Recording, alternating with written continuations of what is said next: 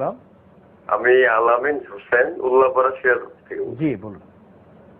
আমি একটু স্যারের সাথে কথা বলতে চাই। শাহরিয়ার কবির। জি বলুন। যে বঙ্গবীর কাদের সিদ্দিকী মাঝে মাঝে বিভিন্ন জনসভায় আপনাকে মুরগি সাপ্লায়ার হিসেবে বলে থাকে, এটা কতটুকু সত্য? কাদের সিদ্দিকী তো এখন জামাতের ব্রিফ হোল্ডার হয়েছেন, তিনি বীরত্ব মুক্তিযোদ্ধা, তাতে কোনো সন্দেহ নেই।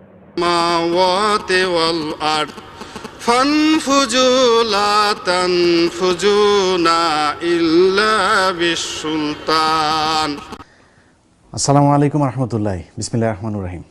প্রিয় দর্শক, আজকে অনুষ্ঠান শুরু হলো আমাদের বিশিষ্ট মাওলানা জনাব গোলাম মাওলা রনি, বিশিষ্ট কারি, তিনার কোরআন তেলাওয়াত দিয়ে, এবং শেষও হবে যথারীতি গোলাম মাওলা রনির মুনাজাত দিয়ে।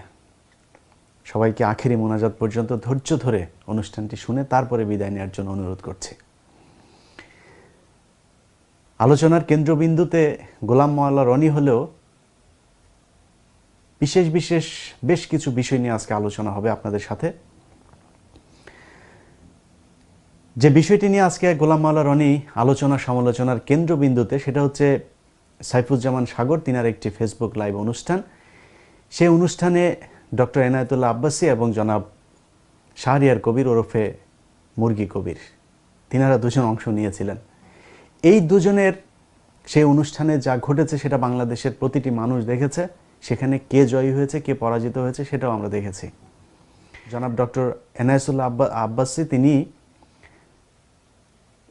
অক্সফোর্ড ডিকশনারি থেকে রেফারেন্স দিয়েছেন এবং সায়েন্টিফিক বেশ কিছু কথা বলেছেন। তিনি যেই যৌক্তিক বক্তব্যে, যে প্র্যাকটিক্যাল বক্তব্যে শাহরিয়ার কবিরকে নিতান্তই বৃষ্টিতে ঝিমিয়ে পড়া একটি মুরগির মতোই মনে হয়েছে সেই অনুষ্ঠানে, ঠিক সেই জায়গাতে এসে গোলাম মাওলা রনি সেখানে এনায়েতুল্লাহ আব্বাসীর শুধু বিপক্ষেই যান নাই, তিনি শাহরিয়ার কবিরকে খুব নগ্নভাবে আমাদের সামনে পরিচয় করানোর চেষ্টা করেছেন যে শাহরিয়ার কবির বিরাট আকারের একজন স্কলার, তিনি একজন বিজ্ঞানী এবং পৃথিবীর এমন কোনো জ্ঞান নাই তিনি জানেন না, তার কাছে এনায়েতুল্লাহ আব্বাসী কিছুই না। যে কারণে এই অনুষ্ঠানের আয়োজককে পর্যন্ত তিনি আক্রমণ করেছেন।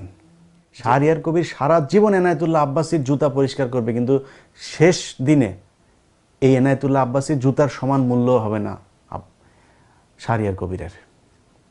অতএব এই ব্যক্তিকে গোলাম মাওলা রনি যেভাবে উপরে উঠিয়েছেন, তাতে মনে হয়েছে শাহরিয়ার কবিরের কাছে এনায়েতুল্লাহ আব্বাসী পায়ের ধুলাও না। বিষয়টা এরকম না। শাহরিয়ার কবিরের কি যোগ্যতা আছে? আজকে শাহরিয়ার কবিরের যে অবস্থান, সেটা শুধুমাত্র মুক্তিযুদ্ধকে কেন্দ্র করে। সেই মুক্তিযুদ্ধে শাহরিয়ার কবিরের কি অবদান? সেদিনের অনুষ্ঠানে বারবার তিনি প্রতিটা কথায়, যারা শেখ মুজিবকে নিয়ে ব্যবসা করে সেই ব্যবসায়ীদের মতো তিনি বারবার শেখ মুজিবের কথা টেনে আনছেন। শেখ মুজিবুর রহমান কি নাস্তিক ছিলেন তিনি বলেছেন? তিনি কোনোদিন ইসলামের বিরুদ্ধে কথা বলেছেন?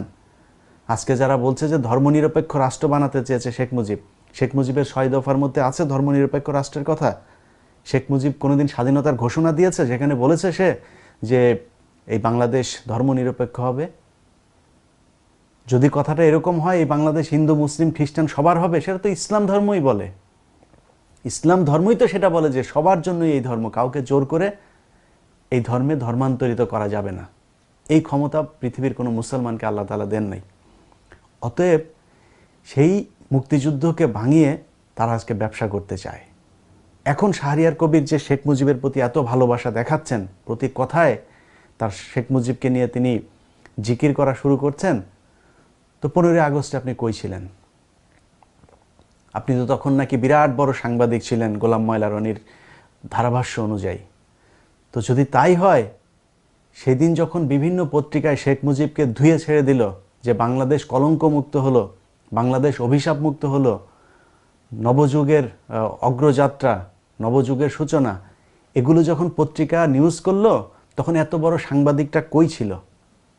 এই সাংবাদিক কিন্তু সেদিন কথা বলেন। অতএব সাংবাদিকতা বলেন, মুক্তিযুদ্ধ বলেন, কোনো কিছুতেই শাহরিয়ার কবির এরকম বড় কিছু হয়ে যায় নাই যে তাকে এনায়েতুল্লাহ আব্বাসীর সাথে তুলনা করা যায়। এবার গোলাম মাওলা রনির প্রশ্নে আসি। গোলাম মাওলা রনি, আপনি গতকালকে একটা পোস্ট করেছেন ফেসবুকে, সেটা বিভিন্ন মানুষ শেয়ার দিয়েছে। সেটাতে যা দেখলাম, এনায়েতুল্লাহ আব্বাসীর পক্ষে যারা কথা বলছে, শাহরিয়ার কবিরের বিরুদ্ধে যারা কথা বলছে, বা আপনার ওই বক্তব্যকে যারা সমর্থন করে নাই, তারা সবই বলৎকার। তো বলৎকার কোথায় হয়? মাদ্রাসায় হয়, তাই না? আর কোথাও হয় না। মাদ্রাসাটা আপনি জানেন, কেন জানেন? কারণ ওইখানে এটা বৈধ না। ওইখানে যদি এরকম কোনো সিমটম কারোর মধ্যে দেখে, কারোর মধ্যে যদি ওই ধরনের অসৎ উদ্দেশ্য দেখে, তাহলে তার আশেপাশে যারা আছে তারা সতর্ক থাকে যে ওকে ধরার জন্য। পুলিশ গিয়ে কিন্তু সেখানে গোয়েন্দা ফিট করে নাই, ক্যামেরাও ফিট করে নাই যে সেই ক্যামেরা দেখে তারপর তাদেরকে ধরতে পারছে।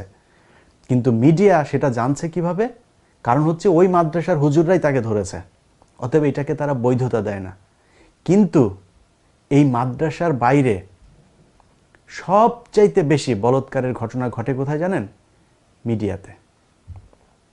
নায়ক, মডেল, তারপরে যারা ওই যে ফ্যাশন শো করে, নাচে, গায়, এদের মধ্যে নাম ধরে অন্তত 1 ডজনের নাম বলতে পারবো যে এই কে, আপনারা সবাই তাদেরকে চিনেন। গোলাম মাওলা রনিদের এই যে বলৎকার নিয়ে এত সমস্যা, এর কারণ কি জানেন? এর কারণ হচ্ছে যে গোলাম মাওলা রনি জীবনে বেশ কয়েকবার বলৎকারের শিকার হয়েছেন। তিনি একজন রাজনৈতিক বেশ্যাবৃত্তিতে নিয়োজিত। 2008 সালে নৌকা মার্কার নির্বাচন করেছেন, এমপি হয়েছেন, সরকারের গুণগান করেছেন। তারপরে সালমান এফ রহমানের বলৎকারের শিকার হয়ে তারপর আওয়ামী লীগ থেকে তাকে বের হয়ে যেতে হয়েছে। আওয়ামী লীগ থেকে বের হওয়ার পর নানানভাবে চেষ্টা করেছেন শেখ হাসিনার সাথে দেখা করার জন্য, পরের বার নির্বাচনে 14তে আবার নির্বাচনে দাঁড়ানোর জন্য, সেটা আর পান নাই। তারপরে 2018 সালে এসে আবারও চেয়েছেন।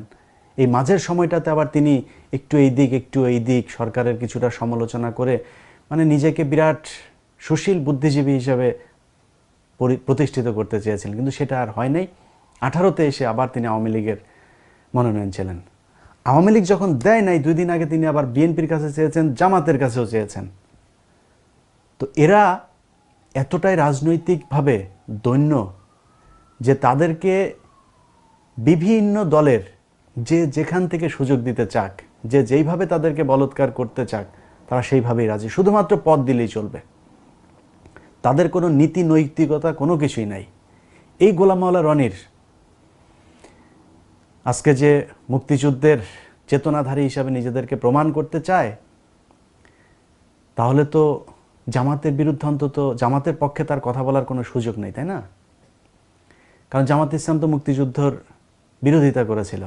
যেহেতু তারা মুক্তিযুদ্ধের বিরোধিতা কেন করেছিল সেটা তাদের ব্যাপার, কিন্তু মুক্তিযুদ্ধের বিরোধিতা তো করেছিল, তারা স্বাধীনতার বিরোধিতা করেছিল। তো গোলাম মাওলা রনির একটা বক্তব্য শুনে আসি, চলুন।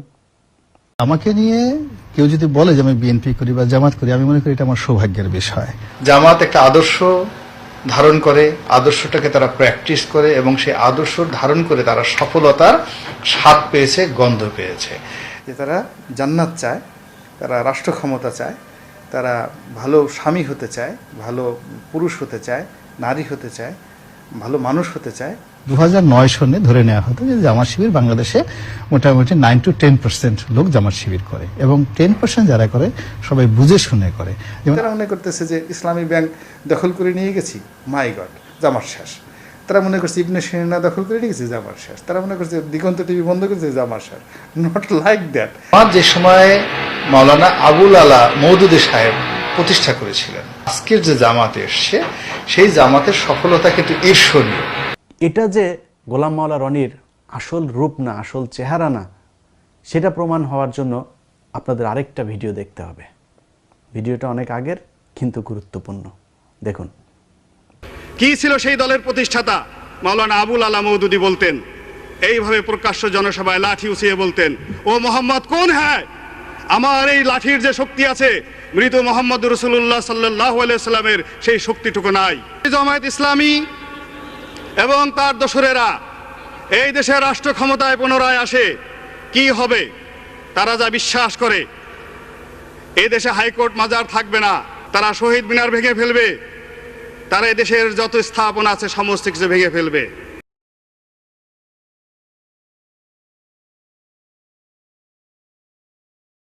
বাংলাদেশে যে সকল জীবিত কিংবদন্তি সাংবাদিক রয়েছেন, বুদ্ধিজীবী রয়েছেন, তাদের মধ্যে Shahriar one of the top 5।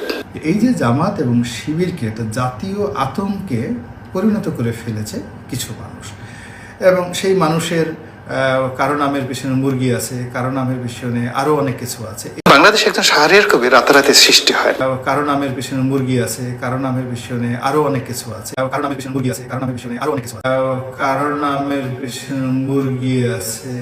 প্রিয় দর্শক, এটাই হচ্ছে গোলাম মাওলা রনি। ঠিক যেভাবে শাহরিয়ার কবির নিজেকে বাঁচানোর জন্য শেখ মুজিব করে তারপরে স্বপ্ন দেখতে দেখতে অবস্থা খারাপ করে ফেলে, এর অবস্থাও ঠিক তাই। এরা শেখ মুজিবের উপরে ঘাড়ে মাথা রেখে তারপরে ইসলাম ধর্মকে বাংলাদেশে ধ্বংস করতে চায়। বেনজির আহমেদ বলেন যে রাস্তার সহজের জমি, রোড অ্যান্ড ট্রান্সপোর্টের জমি দখল করে তারপরে মসজিদ বানায়। কেন বানাইতে হবে মসজিদ? কেন সরকারি জমি দখল করে বানাইতে হবে? এই বেনজিরের জীবনে তো ঘুষ, ওর পেটের মধ্যে পাড়া মারলে খালি ঘুষ আর ঘুষ। পুলিশের পেটে যদি পাড়া দেওয়া যায়, ওর পেটের মধ্যে নারী ভুড়ি কিচ্ছু নাই, খালি ঘুষ আছে।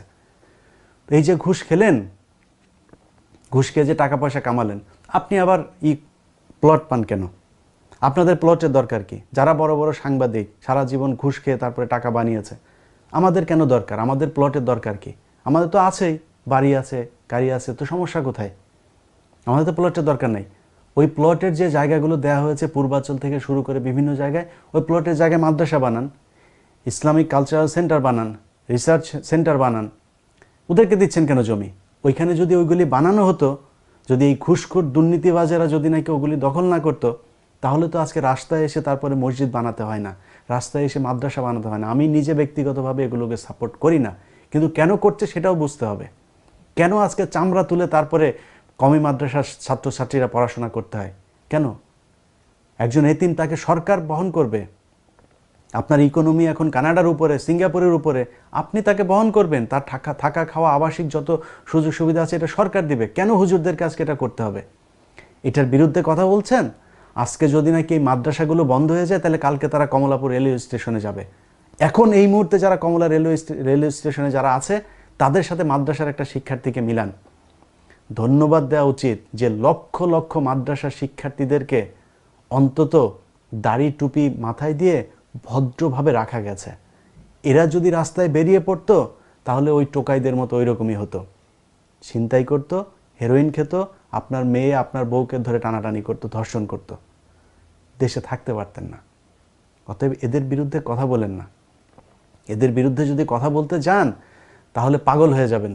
গতকালকে যে পোস্ট করেছেন আপনি, বলৎকার বলে সবাইকে গালি দিয়েছেন। কেন দিয়েছেন আপনার দুঃখটা কিন্তু জানি, কারণ আপনার ফেসবুকের, ইউটিউবের পোস্টে যারা কমেন্ট করেছে সব আপনাকে গালি দিয়েছে। এই বাংলাদেশ এখনো আপনারা যে বাংলাদেশ দেখতে চান সেই বাংলাদেশ হয় নাই। অন্তত আমরা যতদিন বেঁচে আছি ততদিন বলে যাব। ইসলাম ধর্মের বিরুদ্ধে ওইখানে বসে বসে তারপরে শাহরিয়ার কবিরদের ভারতীয় এজেন্ডা বাস্তবায়ন করবেন, সেটা এত সহজ হবে না। যারা আজকে কমান্ডো ছবি বানাতে চায়, শেখ মুজিবের বঙ্গবন্ধুর নাম বলে তারপরে দেব যে ভাষণ দিল, শেখ হাসিনা, এর জবাব আপনাকে দিতে হবে। এগুলো একটা বিরাট বড় একটা কনস্পাইরেন্সির একটা পার্ট। অতএব যারা আজকে কমান্ডো সিনেমা দিয়ে লা ইলাহা ইল্লাল্লাহ মুহাম্মদ রাসূলুল্লাহ নিচে তারপরে হচ্ছে বন্দুকের ছবি দিয়েছে, আল্লাহর জবরের বদলে বন্দুকের ছবি দিয়েছে, এগুলোর জন্য এই দুনিয়ায় যদি নাও হয়, আখিরাতে জবাবটা দিতে হবে। বাংলাদেশে যারা আলেম সমাজ আছেন, আমার বিশ্বাস এই কমান্ডো সিনেমার সাথে প্রযোজক পরিচালক যারা আছে, তাদের বিরুদ্ধে একটি মামলা প্লিজ করবেন। এটা আপনার ইমানি দায়িত্ব। বিচার যদি না হয় না হোক, কিন্তু এটা বাধা দিতে হবে। না হলে আজকে যে কমান্ডোর যে ট্রিগার যেটা বলছে যে তারা টিজারটা সরিয়ে নিয়েছে, এটা সরিয়ে নেওয়া পর্যন্ত তারা জানতো যে এরকম যে হবে, কিন্তু আমাদেরকে অভ্যস্ত করে তোলা হচ্ছে যে লা ইলাহা ইল্লাল্লাহ মুহাম্মদ রাসূলুল্লাহর উপরে বন্দুক রাখলে আমরা কিছু মনে করি না। কিছুটা এখন অভ্যস্ত করলো, সামনে আরেকটু করবে, তারই টুপি নিয়ে তারপরে আজকে মুক্তিযুদ্ধের বিরুদ্ধে দাঁড় করানো হচ্ছে। এসব করে কিন্তু আমাদেরকে অভ্যস্ত করে তোলা হচ্ছে, আমাদের যে অনুভূতি এগুলোকে ভেঙে চুরমার করে দেওয়া হচ্ছে। আমি মনে করি তাদের শাস্তি হওয়া উচিত। চলুন, আজকে অনেক কথা বললাম, এবার গোলাম মাওলা রনির মোনাজাত দিয়ে অনুষ্ঠান শেষ করা যাক। আল্লাহ হাফেজ। ربنا لا تزغ قلوبنا بعد إذ هديتنا وهب لنا من لدنك رحمة إنك أنت الوهاب